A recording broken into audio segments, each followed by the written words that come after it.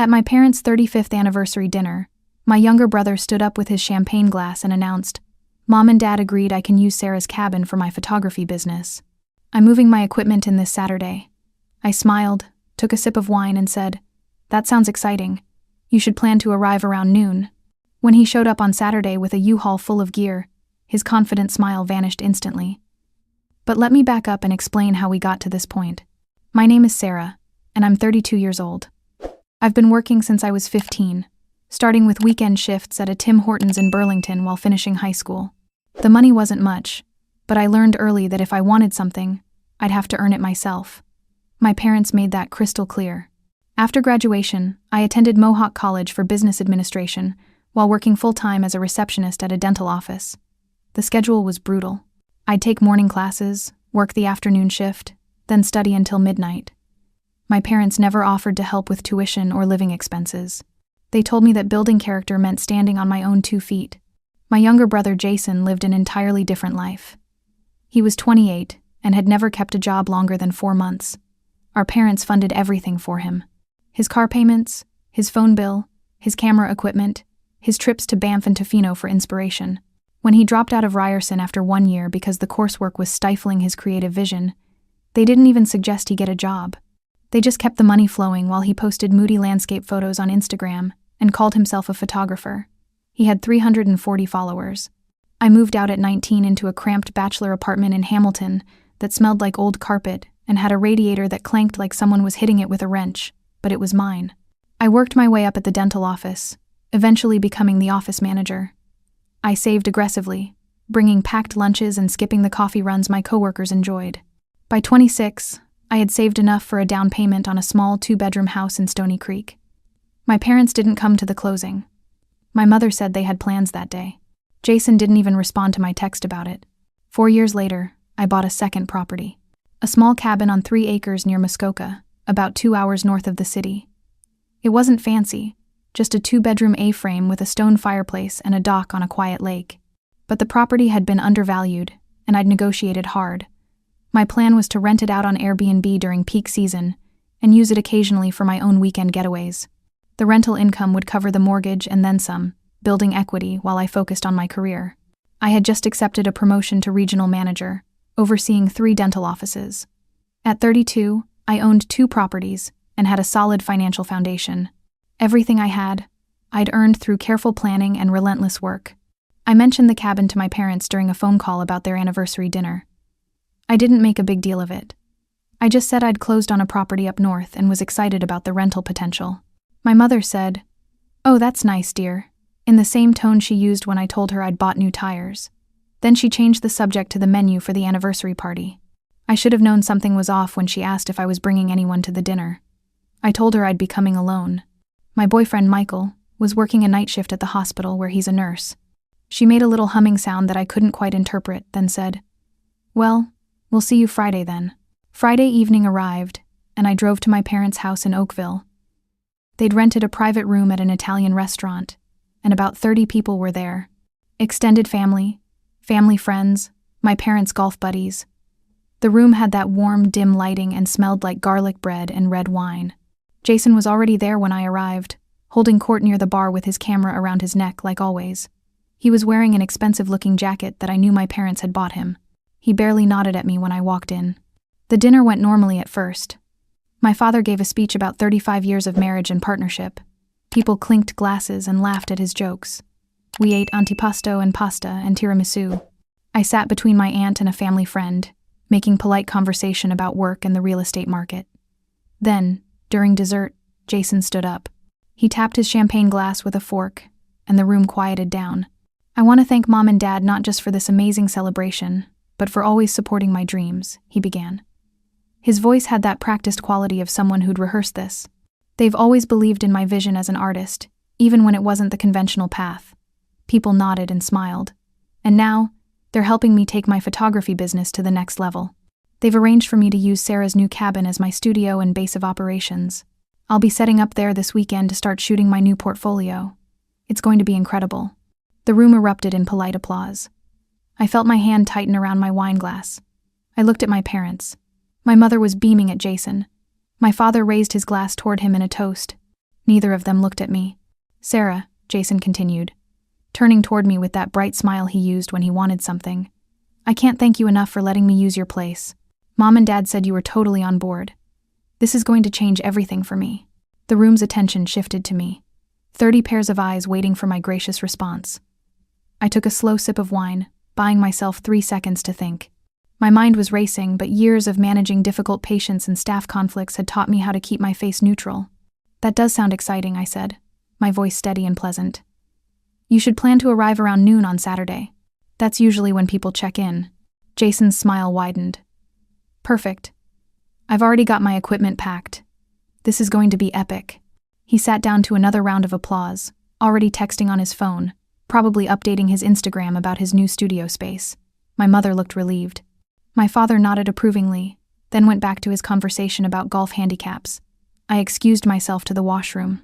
Standing in front of the bathroom mirror, I gripped the edge of the sink. My parents had decided, without asking me, that Jason could use my property, my investment. The cabin I'd bought with money I'd saved for 6 years. They'd announced it publicly, putting me in a position where saying no would make me look like the villain in front of everyone. It was a trap, and they'd sprung it perfectly. I pulled out my phone and opened my email. I had 3 unread messages from Airbnb inquiries about the cabin. I'd listed it 2 weeks ago but hadn't committed to any bookings yet because I wanted to furnish it properly first. Plans change. I went back to the dinner table, smiled through dessert, congratulated my parents again, and left around 10. The drive home took 40 minutes. I spent every minute of it thinking. When I got home, I sat at my kitchen table with my laptop and a cup of coffee. It was almost 11 at night, but I was wide awake. I opened my Airbnb listing and changed the availability. Then I opened my email and started responding to inquiries. One stood out immediately, a message from a woman named Patricia Chen. She was a corporate consultant who needed a quiet place to work remotely for 3 months while she completed a major project. She'd offered to pay the full 3 months up front for a small discount. Her message was professional, detailed, and she'd attached references from 2 previous landlords. I wrote back immediately. Hi Patricia. The cabin is available starting this Saturday if you're interested in viewing it. I can meet you there Friday afternoon. Please let me know if that works for your schedule. She responded within 20 minutes. Friday at 2 p.m. works perfectly. I'll bring a bank draft for the deposit if everything looks good. Thank you for the quick response. Friday morning, I drove up to the cabin. I spent 3 hours cleaning, even though it was already clean. I needed to move, to do something with the nervous energy coursing through me. At 2, Patricia arrived in a silver Honda Accord. She was in her mid-40s, wearing jeans and a practical fleece jacket, her laptop bag slung over her shoulder. We walked through the cabin together. She asked intelligent questions about the internet speed, the heating system, the closest grocery store. She stood on the dock and looked out at the lake. This is exactly what I need, she said. Quiet, functional, beautiful. I can get my work done here. She handed me a bank draft for the first and last month's rent, plus the security deposit. We sat at the small kitchen table and went through the rental agreement page by page. She read every section carefully, asked 2 clarifying questions about the maintenance policy, and signed. When can I move in? She asked. Tomorrow works for you? I said. I can meet you here at 10 in the morning with the keys. Perfect, Patricia said. I'll have my things moved in by noon. This is going to be wonderful. We shook hands. After she left, I sat alone in the cabin for a few minutes. The late afternoon sun was coming through the windows, making patterns on the wood floor. Everything was handled. Legal, professional, done.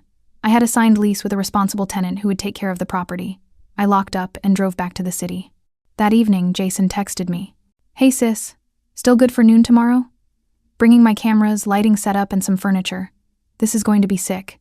Thanks again for this. I typed back, yes, see you at noon, and added a thumbs up emoji. He sent back 3 fire emojis and a mountain landscape photo. I put my phone on silent and went to bed early. I wanted to be rested for tomorrow. Saturday morning, I woke at 7 and made myself a proper breakfast. Scrambled eggs, toast, fruit, coffee. I ate slowly, checking my phone. Patricia had texted at 8:30. Moving truck loaded. Should be there by 10:30. Excited to settle in. I responded, perfect. I'll be there at 10 to let you in. I drove up to the cabin, arriving at 9:45. The morning was crisp and cool, the lake perfectly still. I unlocked the cabin and opened the windows to let in the fresh air. At 10:20, Patricia's Accord pulled up, followed by a small moving truck. She got out, waving. "Ready to start my new chapter," she said. 2 movers began unloading boxes, a desk, a comfortable-looking office chair, some lamps. Patricia worked efficiently, directing them where to put things. By 11:30, most of her belongings were inside. She was setting up her laptop on the desk when my phone rang.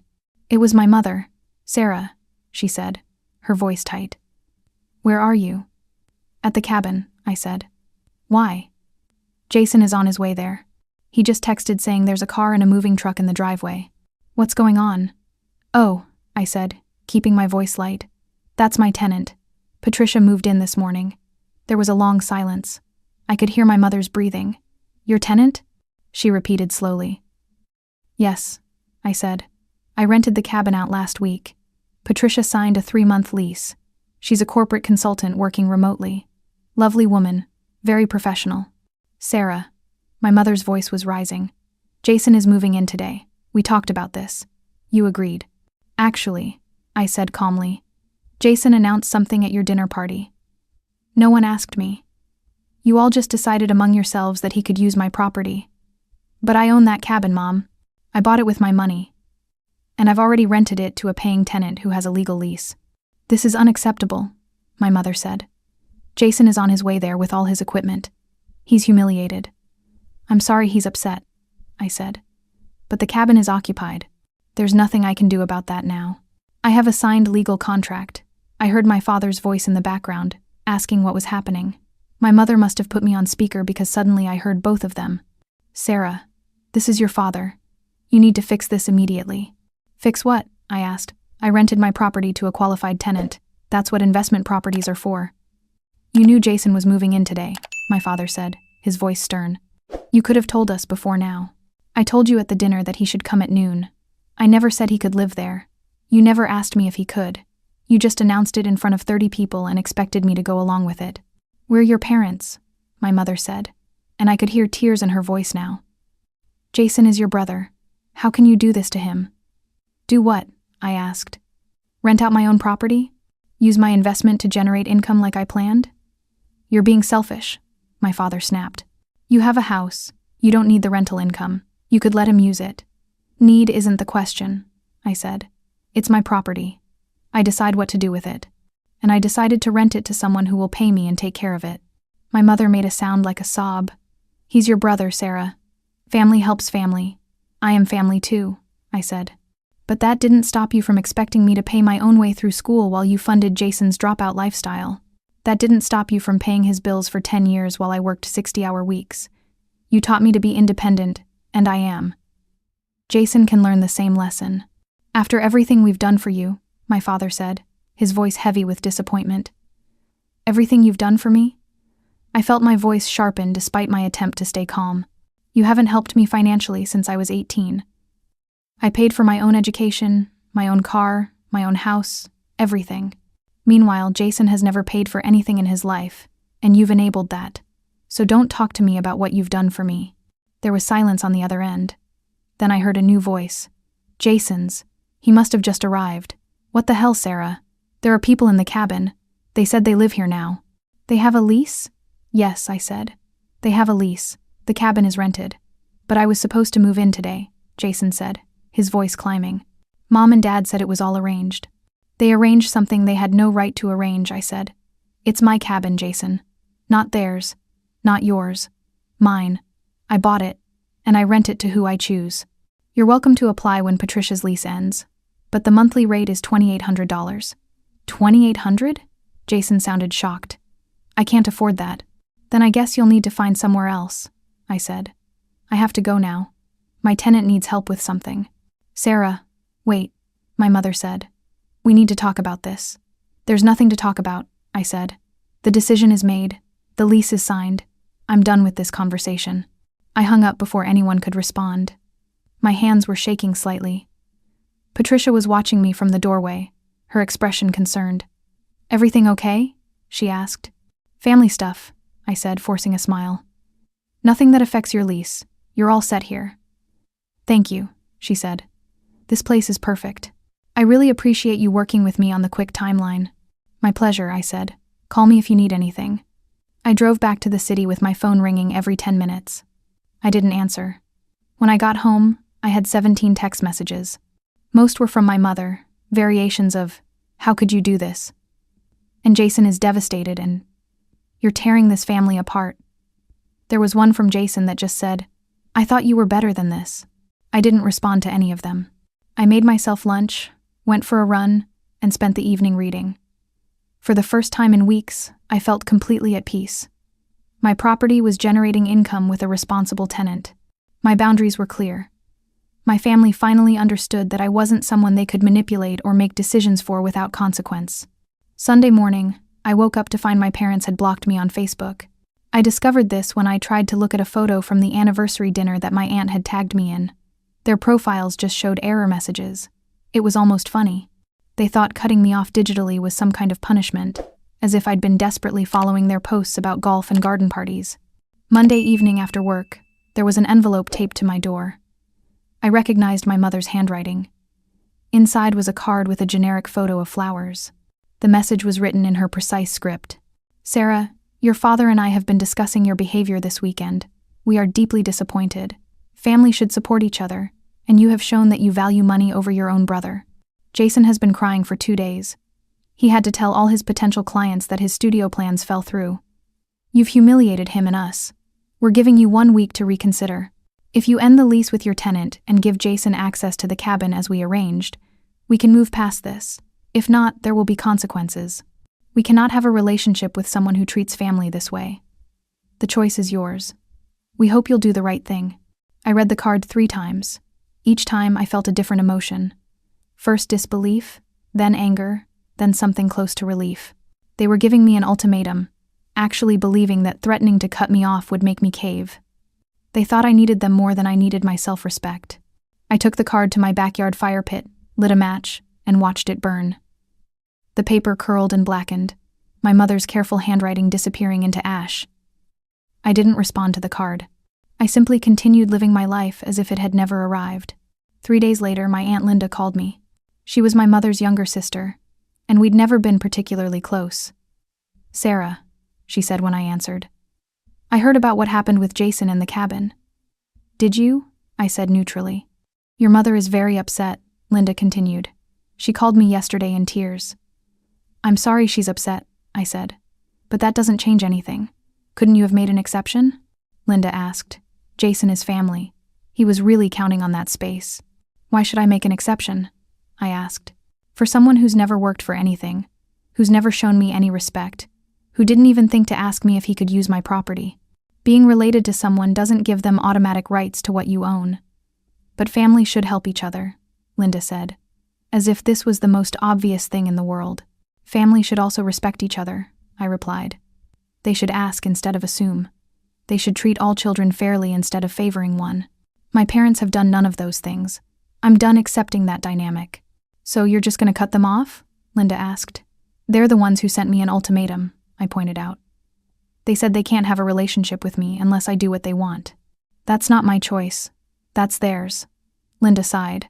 "I think you're making a mistake. You'll regret this." "Maybe," I said. "But I doubt it." After I hung up, I checked my phone and saw that Patricia had sent me a photo. It showed her desk set up in the cabin, her laptop open, a cup of tea steaming beside it, the lake visible through the window. The caption read, "Best workspace I've ever had. Getting so much done. Thank you for being such a responsive landlord." I smiled and texted back, "So glad it's working out. Let me know if you need anything." That evening, I decided to do something I hadn't done in years. I called my old friend Rachel, who I'd met in college but had lost touch with during my years of grinding work and saving. We talked for 2 hours, catching up on life, careers, relationships. It felt good to connect with someone who knew me before all this family drama, who remembered the person I was when I first started building my independence. The week my parents had given me to reconsider came and went. I didn't contact them. They didn't contact me either, except for one text from my father on the 8th day. "Your week is up. Have you thought about what we said?" I wrote back. "Yes. My answer is no. The cabin is rented. That's not changing." 3 hours later, he called. Sarah, he said, his voice cold and formal. Then this is goodbye. Your mother and I cannot have a relationship with someone who values property over family. You've made your choice. Okay, I said simply. There was a pause. I think he expected me to beg or cry or try to change his mind. That's all you have to say? He asked. What do you want me to say? I asked back. You gave me an ultimatum. I'm not going to break a legal lease and kick out a good tenant just to make you happy. If that means you don't want a relationship with me, that's your decision to make. You're choosing money over us, my father said. No, I replied. I'm choosing self-respect over manipulation. There's a difference. My father made a disgusted sound. I don't know who you are anymore. Yes, you do, I said calmly. I'm the same person I've always been. I work hard. I take care of myself. I don't let people take advantage of me.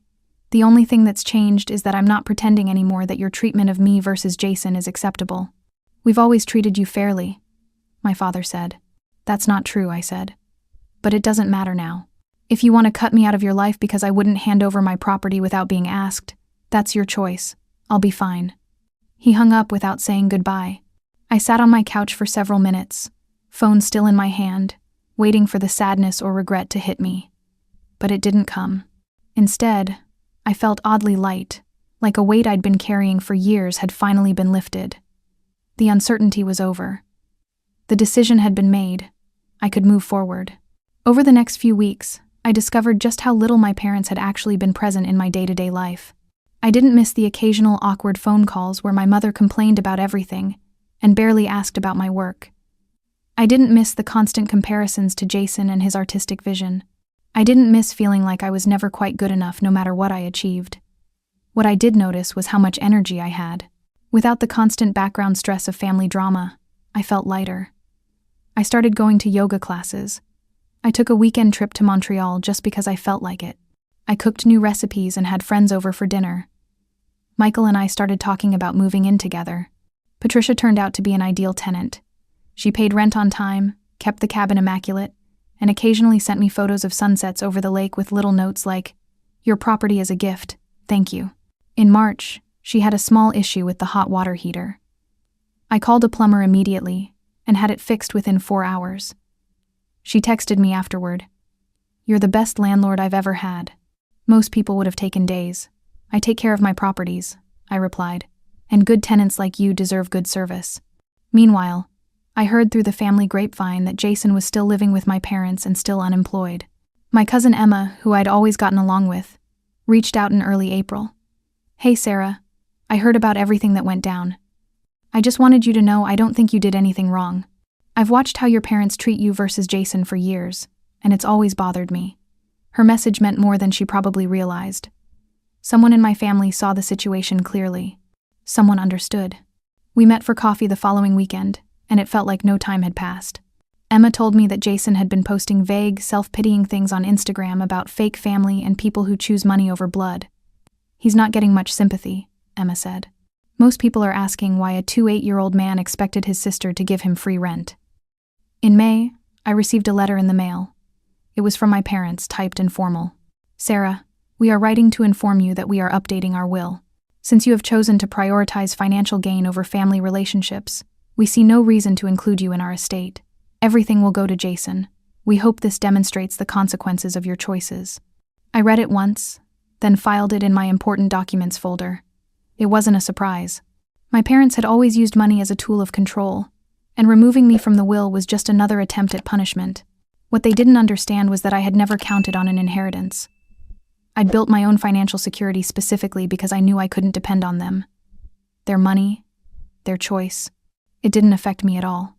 Summer arrived, and Patricia's 3-month lease was coming to an end. She asked if she could extend for another 3 months. "My project is going so well here, and I've fallen in love with the lake. Would you consider a lease renewal?" "Absolutely," I said. "Same terms?" "Perfect," she said. We signed the renewal, and she stayed through August. The rental income was steady, my mortgage payments were ahead of schedule, and I had started looking at a third property. My career was thriving too. The regional manager position came with a significant raise, and I was being considered for a director-level role. In late July, something unexpected happened. I ran into Jason at a shopping center in Burlington. I was coming out of a kitchen supply store, and he was sitting on a bench outside a coffee shop, scrolling on his phone. When he looked up and saw me, his face went through a series of expressions. Surprise, anger, then something that might have been shame. "Sarah," he said.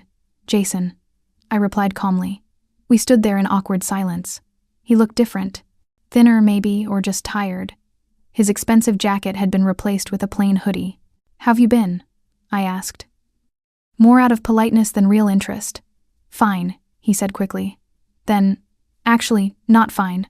Things have been really hard since everything happened." "I'm sorry to hear that," I said neutrally. "Mom and Dad are making me look for a job," he said, his voice bitter. "They gave me a deadline. I have to either find work or move out by September." "That's probably for the best," I said. "I'm 28 years old," Jason said. "I should have a career by now. Instead, I'm living at home like a teenager, explaining to my friends why I can't hang out because I can't afford anything." "So get a job," I said simply. "It's not that easy," Jason replied. "I don't have any real work experience. Who's going to hire me?" "Start somewhere," I said. "Retail, food service, entry-level anything." That's what I did. You learn, you build skills, you work your way up. "You don't understand," Jason said. "I have a vision. I'm an artist. Taking some minimum wage job means giving up on my dreams." "No," I said, my voice firmer now. "Having a minimum wage job means supporting yourself while you pursue your dreams. Every successful photographer I've ever heard of worked other jobs while building their portfolio. They didn't expect other people to fund their life while they figured it out." Jason's face flushed. "You're so judgmental. You've always thought you were better than me because you have jobs and properties." "I don't think I'm better than you," I said. "I think I made different choices. I chose to work and save and build something. You chose to let Mom and Dad handle everything. Those were our choices, and they had consequences." "You ruined everything," Jason said, his voice rising. "I could have finally had a real chance with that cabin. I could have built something there. But you took that away from me." "I didn't take anything from you," I said firmly. "That cabin was never yours. It was mine. I bought it with my own money, and I chose to rent it to someone who would pay me and respect my property. What you and Mom and Dad decided among yourselves was not my problem." Jason stared at me, his eyes filling with tears. "I can't believe you're my sister. I can't believe you expected me to hand over my property without even asking me first," I replied. "But here we are." He stood up abruptly, grabbed his coffee, and walked away without another word. I watched him go, feeling a familiar mix of frustration and pity. Not pity for my decision, but pity for the fact that at 28, he still believed the world owed him something. A few weeks later, Emma called me. "Sarah, have you seen your mother's Facebook post?" "No," I said. "I'm blocked, remember?" She wrote this long post about ungrateful children and sacrifices parents make. She didn't name you, but it's obviously about you. People are commenting all kinds of things. "Can you screenshot it and send it to me?" I asked. A minute later, the image came through. My mother had written a lengthy, dramatic post about how she and my father had given everything to raise their children, only to be abandoned in their time of need by someone who valued money over blood. The comments were a mix of supportive friends saying things like, "So sorry you're going through this," and strangers who didn't know the context writing about kids these days. I stared at the post for a long time. My first instinct was to ignore it, to take the high road like I'd been doing. But something shifted in me. My mother had made this public. She was trying to control the narrative, to paint herself as the victim, and me as the villain. Maybe it was time to tell my side of the story. That evening I sat down and wrote my own post. Not on Facebook, where my parents had blocked me, but on my own social media account where I had a modest following of friends, coworkers, and acquaintances. I wrote carefully, factually, without excessive emotion. I've seen that there's been some talk about me in family circles and online. I want to set the record straight with the truth. I'm 32 years old. I've worked since I was 15. I paid for my own education, my own housing, my own everything since I was 19. My parents never contributed to my adult life financially. Recently, I bought an investment property, a cabin I plan to rent out. At my parents' anniversary dinner, my 8-year-old brother, who has never held a job longer than 4 months, and has been fully supported by my parents his entire adult life, announced in front of 30 people that he would be moving into my cabin to use as his photography studio. No one asked me. I was informed. I had already signed a lease with a paying tenant before my brother's announcement. When he showed up to move in, The cabin was already occupied. My parents demanded I break the legal lease to accommodate my brother. I refused. They gave me an ultimatum: give my brother free use of my property, or they would cut me off from the family. I chose to maintain my boundaries and my legal obligations to my tenant. I love my family, but I will not be manipulated into giving up my property or my self-respect. I worked hard for what I have, and I have the right to make decisions about my own investments. If that makes me selfish in their eyes, I can live with that. I hesitated for a moment before posting it. Once it was out there, I couldn't take it back. Then I thought about my mother's post, about her version of events spreading unchallenged, and I hit share. Within an hour, the post had 50 reactions. By the next morning, it had been shared over 100 times. Comments flooded in. Most were supportive. Coworkers, friends, even people I barely knew from college were writing things like, "Good for you. You have every right to set boundaries, and your family should be proud of you, not tearing you down." A few comments were negative, mostly from people who believed family should always come first no matter what. But even those were outnumbered by messages of support. People started sharing their own stories of family boundary issues, of golden child dynamics, of finally standing up for themselves. By noon, Emma called me. "Have you seen the response to your post?" "Yeah," I said. "It's a lot." "Your mother took her post down," Emma said. "And my dad called your dad this morning. He said he read your post and thinks you were completely justified. He told your dad that he needs to look at how differently you and Jason were treated." "Really?" I was genuinely surprised. "Really," Emma confirmed. "And he's not the only one. A lot of the family is starting to ask questions. Your parents aren't getting the sympathy they expected." I sat down, processing this. I hadn't posted my statement to turn the family against my parents. I'd posted it to protect my own reputation and tell my truth. But apparently, the truth had consequences. That afternoon, my mother called me for the first time in months. "Sarah," she said. Her voice was different, quieter, less certain. "We need to talk." "About what?" I asked. "About that post you made. You made us look terrible." "I told the truth," I said. "If the truth makes you look bad, that's not my fault. You posted about me first, remember? You tried to make me look ungrateful and selfish. I just provided the full context." "We're your parents," my mother said. "You should have talked to us privately." "I tried to talk to you privately for weeks," I said. "You sent me ultimatums and cut me off. You removed me from your will. You blocked me on social media. So I told my side of the story publicly, just like you did with yours." There was a long silence. "What do you want from us?" she finally asked, and her voice sounded tired. "I don't want anything from you," I said honestly. "I just want to live my life without being manipulated or guilted. That's all I've ever wanted." "So that's it?" my mother asked. "You're done with us?" "You were the ones who said we couldn't have a relationship unless I gave up my property," I reminded her. "I'm just accepting the terms you set." "Maybe we were too harsh," my mother said quietly. "Your father and I have been talking. Maybe we overreacted." I felt a flicker of something. Not hope exactly, but curiosity. "What are you saying?" "I'm saying maybe we can figure this out," my mother said. "If you take down that post, we can try to start over. Put all of this behind us." And there it was. The condition. Even now, even after everything, they couldn't apologize without asking for something in return. "No," I said. "The post stays up. It's the truth, and I'm not erasing it to make you comfortable." "That's not fair, Sarah." "Actually, it's completely fair," I said. "If you want to rebuild a relationship with me, it needs to be based on honesty and mutual respect, not on me doing whatever you want in exchange for your approval." My mother was quiet for a long time. "I need to think about this," she said finally. "Take all the time you need," I said. "But my position isn't changing." She hung up without saying goodbye. I set my phone down and looked around my living room, my comfortable, peaceful living room in the house I'd bought with my own hard work. I had built a good life. I had a career I was proud of, properties that generated income, a relationship with Michael that was healthy and supportive, and friendships with people who actually valued me. If my parents couldn't accept that, if they couldn't treat me with basic respect, then that was their loss, not mine. 2 weeks later, I received an email from my father.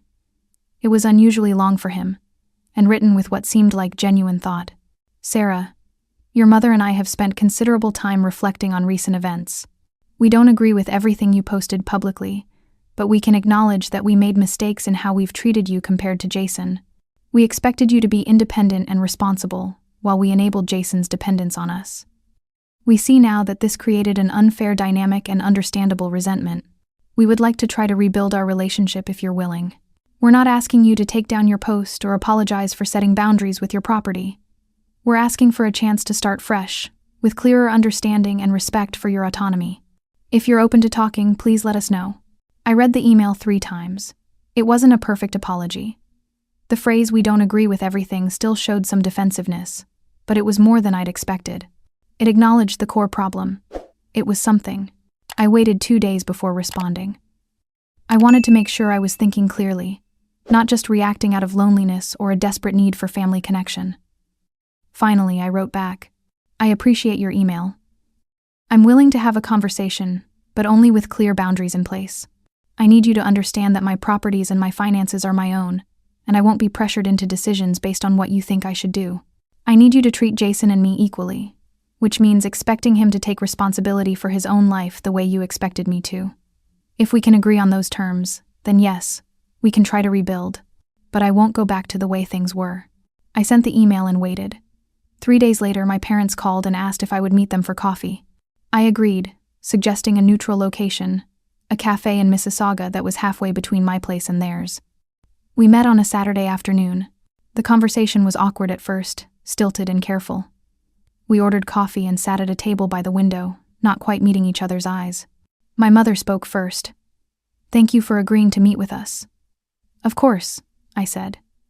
"We've been doing a lot of thinking," my father said, "about how we've handled things with you and Jason. And," I prompted, "we've realized that we made it too easy for Jason," my mother admitted. "We thought we were helping him find his path, but really, we were just letting him avoid responsibility. And we took your independence for granted," my father added. "We assumed you didn't need our support because you were always so capable. We didn't realize how much that disparity would affect you." "It's not just about the money," I said. "It's about the message it sent. That Jason was worth investing in and protecting, and I was just supposed to handle everything myself. That his dreams mattered and mine didn't." "That wasn't our intention," my mother said, her eyes filling with tears. "Maybe not," I said, "but it was the result." We talked for over an hour. It wasn't easy. There were moments of defensiveness and tension. My father tried to argue that they'd always loved us equally, and I had to calmly point out that love and treatment weren't the same thing.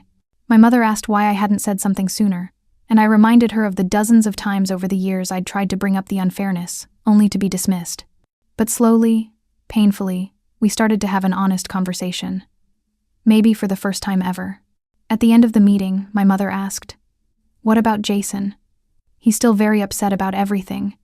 Jason needs to learn to take care of himself," I said firmly, "and you need to stop enabling him. He's 28 years old. It's time." My father nodded slowly. "You're right. We've been doing him a disservice." "What if he doesn't want to change?" my mother asked. "That's his choice," I said, "but it shouldn't be your problem to solve anymore. We didn't hug when we left. We didn't make promises about weekly dinners or immediate reconciliation, but we agreed to stay in touch, to try to rebuild slowly and carefully. It was a start. Over the following months, I watched from a distance as my parents slowly began to shift their approach with Jason. According to Emma, they stopped paying all his bills. They gave him a 3-month deadline to either find work or find somewhere else to live. Jason fought it hard, pleading and arguing and trying to guilt them into backing down, but they held firm. By September, Jason had found a job at a photography studio in Toronto. It was just a junior assistant position, helping with equipment and managing schedules. It wasn't glamorous, and it certainly wasn't the artistic career he'd imagined, but it was work. He moved into a shared apartment with 2 roommates, splitting rent 3 ways. Emma told me he was struggling with the adjustment but actually starting to understand why I'd been so insistent about boundaries. "He told me the other day that he gets it now," Emma said. "Why you didn't just give him the cabin. He said he would have trashed it or stopped taking care of it once the novelty wore off. He's realizing how much he took for granted." My relationship with my parents improved gradually. We started having monthly coffee meetings, then occasional dinners. We would never be the close-knit family that some people had, but we found a way to coexist with mutual respect. They stopped making demands, and I stopped expecting them to fundamentally change overnight. Patricia's lease eventually ended in November, and she moved on to her next project. I found another excellent tenant for the cabin, a a retired couple who wanted a quiet winter retreat. The rental income continued steadily. My career kept flourishing, and Michael and I moved in together in October. His support through all the family drama had shown me what a healthy partnership looked like. In December, Jason sent me a text. It was brief but significant. "I'm sorry for how I acted about the cabin. You were right. I needed to grow up. I'm working on it." I stared at the message for a long time before responding. "I'm proud of you for making the effort," I wrote back. "That takes real courage." He sent back a simple thumbs-up emoji, but it felt like more than that. It felt like an acknowledgement, a small step toward mutual respect. Looking back on everything that happened, I realized that my decision to set boundaries with my family was never about the cabin specifically. It was about refusing to accept a dynamic where my worth was measured by what I could provide to others, where my hard work and sacrifices were taken for granted, while my brother's avoidance of responsibility was enabled and excused. Standing up for myself hadn't been cruel or selfish. It had been necessary. It had forced everyone in my family, including me, to examine patterns that had been hurting us all for years. The cabin continued to be a solid investment, generating income and building equity. But more than that, it became a symbol of something important, a reminder that I had the right to make decisions about my own life and my own property, that boundaries weren't punishments but necessary structures for healthy relationships, and that sometimes the most loving thing you can do for someone is refuse to enable their dysfunction. My parents learned that treating children fairly meant having equal expectations, not just equal affection. Jason learned that no one owed him a free ride through life, and that real fulfillment came from earning your own way. And I learned that standing up for myself wasn't just okay, it was essential. That my worth wasn't determined by my family's approval, but by my own integrity and the life I chose to build. Sometimes the greatest gift you can give yourself is the permission to say no, to set limits, and to live on your own terms, regardless of who tries to tell you otherwise.